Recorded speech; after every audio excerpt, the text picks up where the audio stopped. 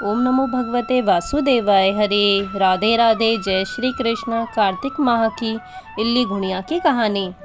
बहुत समय पहले की बात है। एक थी इल्ली और एक था घुन। एक दिन इल्ली बोली, आओ घुन, कार्तिक स्नान करें। घुन बोला कि तू तो गोरी पड़ी है, तू नहा ले। मेरा तो मोट बाजरा पड़ा है तो मैं नहीं नहाऊंगा। मैं तो हरे हरे बाजरे का सीटा खाऊंगा, ठंडा पानी पीऊंगा।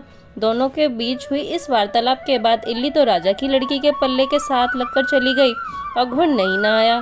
कार्तिक माह खत्म होते ही दोनों मर गए। कार्तिक का स्नान करने से इल्ली राजा के घर जन्म लेती है और घुन राजा के यहाँ एक गधा बनता है।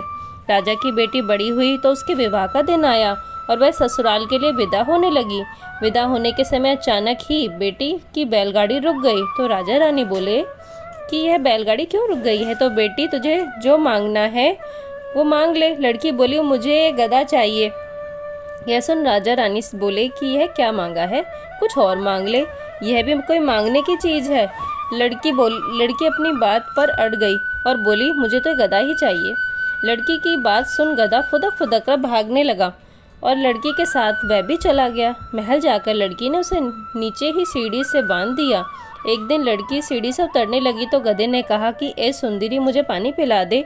तब लड़की बोली, जब तुझे कहा था कि आ कार्तिक नहा ले तो तूने मना कर दिया था। तूने कहा कि मैं तो बाजरा खाऊंगा, ठंडा पानी पीऊंगा।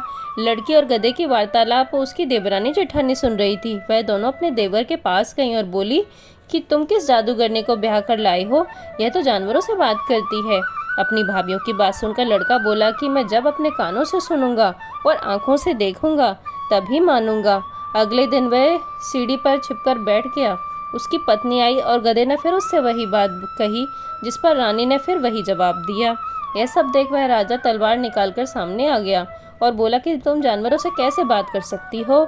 बताओ कि तुम कौन हो? उसकी पत्नी ने उससे बहुत कहा कि औरत का भेद नहीं खोलना चाहिए, लेकिन वह अड़ा रहा कि मैं तो सब जानकर रहूंगा। राजकुमार की जिद के आगे उसकी पत्नी हार गई और उसने अपने पिछले जन्म की सारी बातें बता दी कि वह इल्ली थी और वह गधा एक घुन था।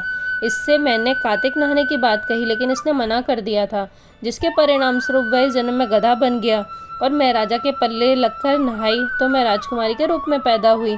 इसलिए तो मैं पिछले जन्म की बात कर रही थी। सारी बात सुनकर राजा बोला कि क्या कार्तिक स्नान करना से इतना पुण्य मिलता है? रानी ने कहा कि हाँ, बहुत पुण्य और बहुत फल मिलता है।